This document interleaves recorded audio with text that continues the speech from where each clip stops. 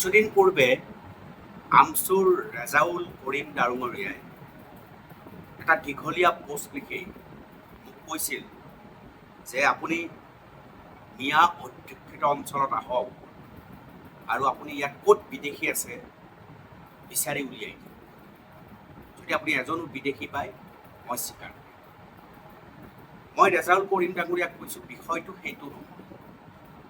বিষয়টো বহু সময়ত আপোনালোকে এনেকুৱা দোষী যে আপোনালোকে বাৰম্বাৰ ক'ব খোজে যে এই উচ্ছেদ কেৱল বিদেশী বুলি কৰা হৈছে, অথবা আপোনালোকৰ কিছু সংখ্যক লোকক মানুহে বিদেশী বিদেশী বুলি কৈ থাকে নে আপোনালোকে নিজেই নিজক বিদেশী বিদেশী বুলি কৈ থাকে বুলি প্ৰচাৰ কৰে।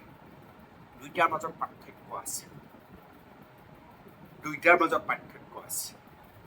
ৰেজাউল কৰিম ডাঙৰীয়া উচ্ছেদ অভিযান চলি আছে। চৰকাৰী মাটি বেদখল হৈছে, উচ্ছেদ চলিছে। এই উচ্ছেদ ভাৰতীয় নাগৰিকৰ লগতো হ'ব পাৰে আৰু আপোনালোকে কোৱাৰ দৰে ময়ো কওঁ, যদি ভাৰতীয় নাগৰিকৰ উচ্ছেদ হৈছে তেতিয়াহ'লে তাৰ পুনৰ সংস্থাপন অতি জৰুৰী। গতিকে পুনৰ সংস্থাপন হ'ব লাগিব।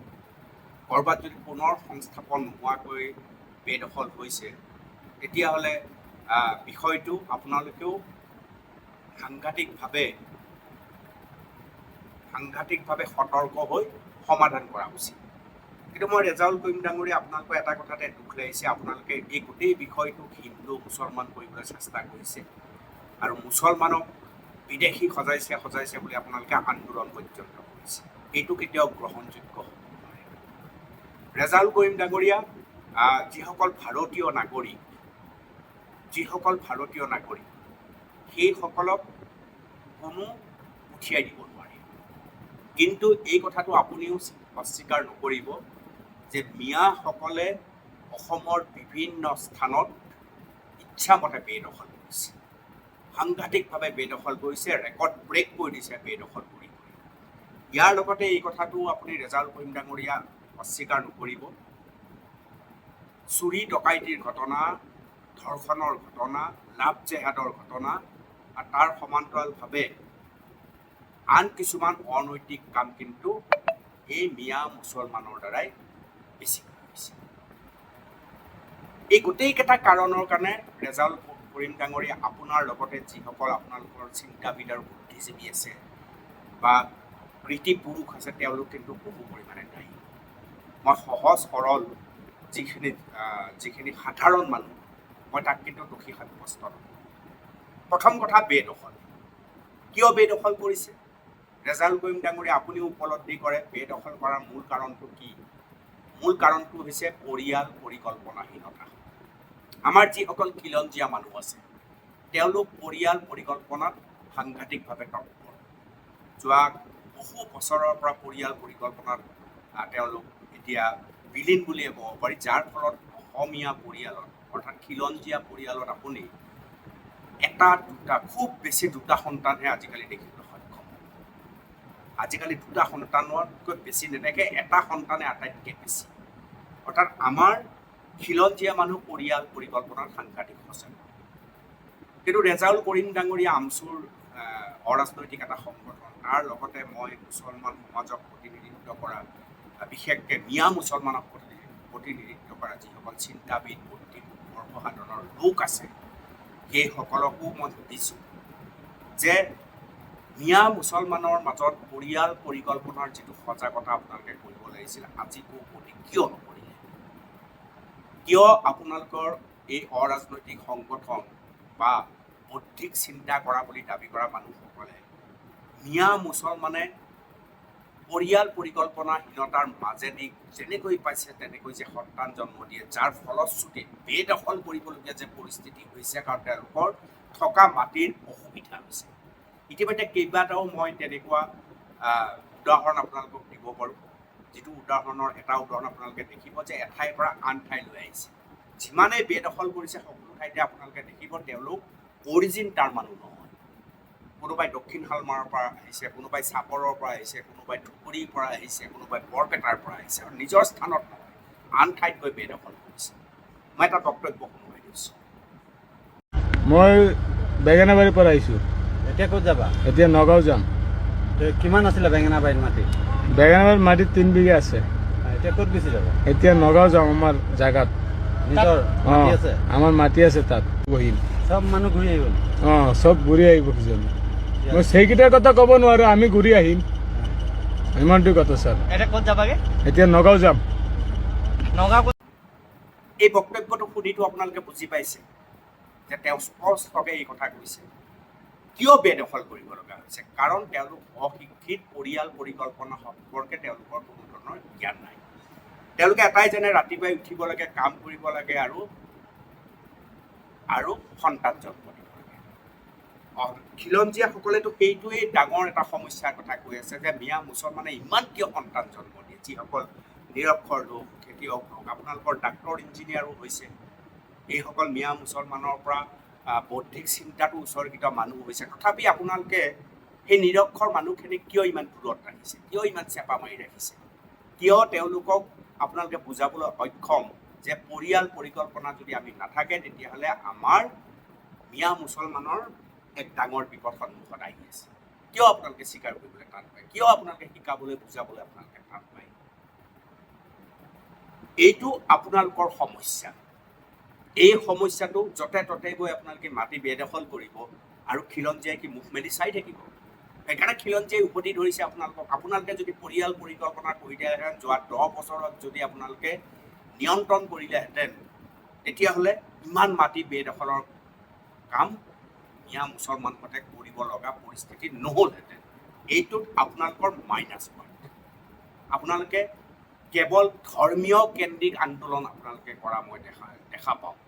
তাৰ সমান্তৰালভাৱে কেৱল চৰকাৰ বিৰোধিতা কৰিব লাগে, মিয়া মুছলমানৰ চকুৰ পতা বান্ধি লৈ সমৰ্থন কৰিব লাগে, আপোনালোকে সেইটোতে থাকে। আৰু চব কথাতে হিন্দু মুছলমান আৰম্ভ কৰি দিয়ে। আমাক বাংলাদেশী বুলি ভাবে, আমাক বাংলাদেশী বুলি ভাবে বুলি এটা প্ৰচাৰ কৰি আপোনালোকৰ ইয়াৰ আঁৰত এক ৰাজনৈতিক স্বাৰ্থ আছে, সেই স্বাৰ্থ আপোনালোকে পূৰণ কৰে। প্ৰথম কথা। দ্বিতীয় কথা, যদি আমি চাওঁ, এইসকল যিসকল মিয়া মুছলমানৰ কথা আপোনালোকে কৈ থাকে, সেইসকলৰ যি পৰিস্থিতি, সন্তান স্কুলত নাযায়, পঢ়িবলৈ নাযায়। আজিকালি অকণমান যোৱা হৈছে, গৈছে যদিও কিমান সু অৱস্থাত যায়, কেইটাইনো মেট্ৰিক পাছ কৰে, কেইজনেনো মেট্ৰিক পাছ কৰে। মই 2-4টা উদাহৰণৰ কথা কোৱা নাই যে মিয়া মুছলমানৰ সন্তান চোকা নহয়, ভাল ৰিজাল্ট কৰে। এই 2-4টা এপাচি শাকত এটা জালুকৰ লেখীয়া। বেছি সংখ্যকেই পঢ়া শুনা নকৰে, মেট্ৰিক পাছ কৰিলে নে নাই পথাৰত কামত লগাই দিয়ে। ছোৱালীবিলাকৰ ক্ষেত্ৰতো একেই পৰিস্থিতি। মেট্ৰিক দিবলৈ নাপায়, 7ৰ পৰা 9 মান পায়হে, নাপায় আপোনালোকে বিয়া দি দিয়ে। বিয়া এনেকুৱা এটা ৰেকৰ্ড আছে যে সেই ছোৱালীজনীৰ দেউতাকৰ বয়সৰ মানুহে বিয়া কৰাই লৈ গৈছে। আপোনালোকে কিয় ৰেজাউল কৰিম ডাঙৰীয়া বা অন্য বুদ্ধিজীৱী চিন্তাবিদ যিসকলে মিয়া মুছলমানৰ কথা চিন্তা কৰে, সেইসকলে কিয় এই কথাটোত আজিলৈকে গুৰুত্ব নিদিলে যে আমাৰ ল'ৰা ছোৱালীয়ে পঢ়া শুনা কৰিব লাগে, আমাৰ ছোৱালীজনীও ভালকৈ পঢ়িব লাগে, বাল্য বিবাহৰ আমি বিৰোধিতা কৰোঁ। কেৱল মুখেদি বিৰোধিতা বুলি কৈ থাকিলে হ'ব নেকি? হাতে কামে আপোনালোকে কি কৰিবলৈ সক্ষম হৈছে? কিয় আপোনালোকে বাল্য বিবাহ এতিয়াও ব্যাপক হাৰত চলি থকাৰ পিছতো মিয়া মুছলমানৰ মাজত আপোনালোকে ৰোধ কৰিব পৰা নাই? মইতো সেই ধৰণৰ কাম সাংঘাতিকভাৱে আপোনালোকে কৰা দেখাই নাই। আপোনালোকে যদি বাল্য বিবাহ ৰোধ কৰিব পাৰিলেহেঁতেন, তেতিয়াহ'লে পৰিয়াল পৰিকল্পনাটো তাত ডাঙৰ প্ৰভাৱ পৰিলেহেঁতেন, যিটো কাম আপোনালোকে নকৰিলে।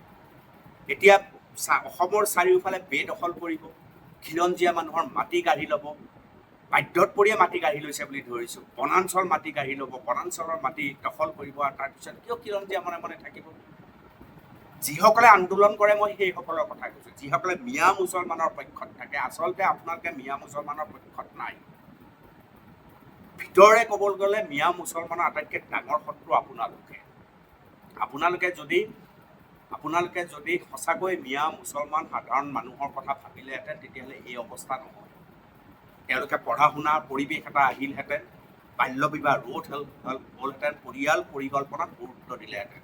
চৰকাৰে নক'ব চৰকাৰে গুৰুত্ব দিয়া নাই, চৰকাৰে বহু সময়ত গুৰুত্ব দিয়ে, কিন্তু চৰ চাপৰিত যেতিয়া মিয়া মুছলমানৰ মাজত চৰকাৰে পৰিয়াল পৰিকল্পনাৰ কথা লৈ যায়, তেওঁলোকে দূৰতে বিদূৰ হয়। তাত সজাগতা সভা আপোনালোকে কিমান পাতিছে? মইতো সাংঘাতিক সজাগতা সভা পতা শুনা নাই এতিয়ালৈকে।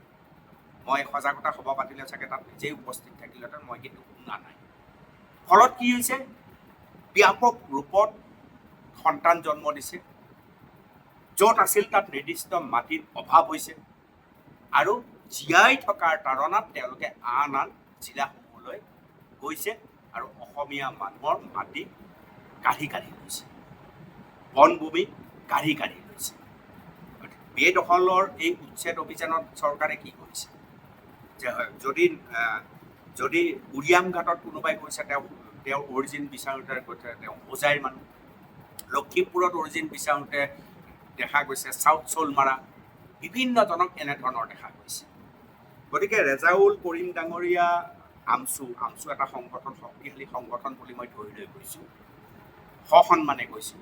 আৰু ইয়াৰ লগতে বৌদ্ধিক উৎকৰ্ষ সাধনৰ কাৰণে যিসকল মিয়া মুছলমানৰ বৌদ্ধিক উৎকৰ্ষ সাধনৰ বাবে লাগি আছে, সামাজিকভাৱে যিসকল সচেতন বুলি মিয়া মুছলমানৰ পক্ষত সচেতন বুলি কয়, সেইসকলে কোনো কিন্তু মিয়া মুছলমানৰ পৰিয়াল পৰিকল্পনাৰ ক্ষেত্ৰত উৎসাহপূৰ্ণ কাম কৰা আমি নেদেখিম।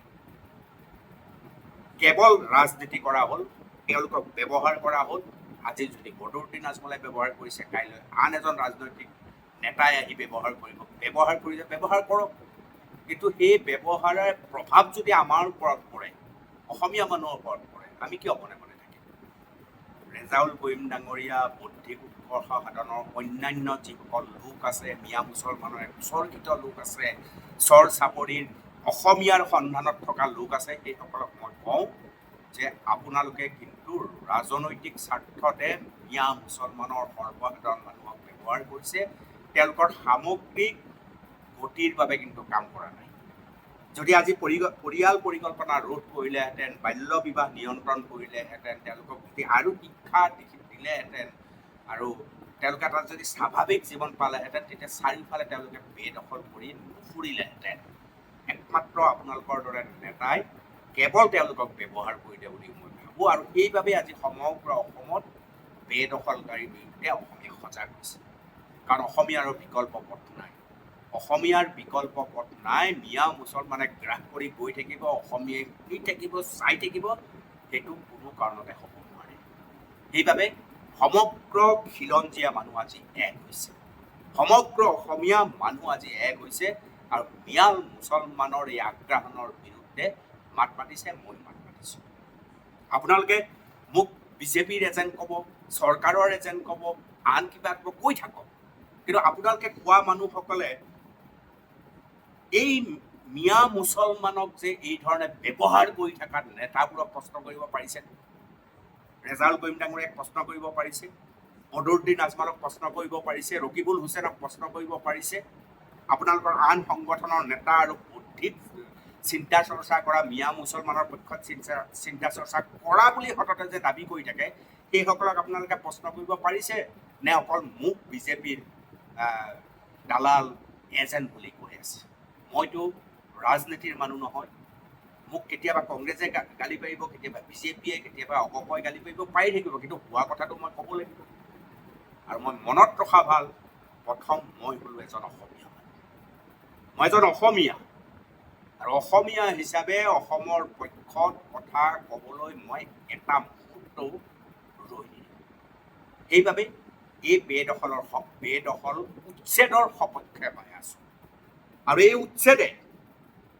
উচ্ছেদে যিসকলে মোক সাংঘাতিকভাৱে সমালোচনা কৰি আছে, সেইসকলক মই কৈছোঁ, এই উচ্ছেদৰ পিছত আপোনালোকে কিন্তু ৰাজনৈতিক আপোনালোকৰ মিয়া মুছলমানৰ আৱেগ লোৱা ৰাজনৈতিক নেতা, বুদ্ধিজীৱী আৰু সংগঠন, আমচুৰ দৰে সংগঠনক আপোনালোকে প্ৰশ্ন কৰক, সোধক আপোনালোকে যে মিয়া মুছলমানৰ আৰ্থ সামাজিক গতি প্ৰকৃতি সলনি কৰিবলৈ, পৰিয়াল পৰিকল্পনাৰ বাবে বাল্য বিবাহ ৰোধ কৰিবলৈ আপোনালোকে কি কৰিছে? তেওঁলোকক সোধক। তেওঁলোকক সোধাৰ পিছত মোক গালি পাৰিব। ধন্যবাদ।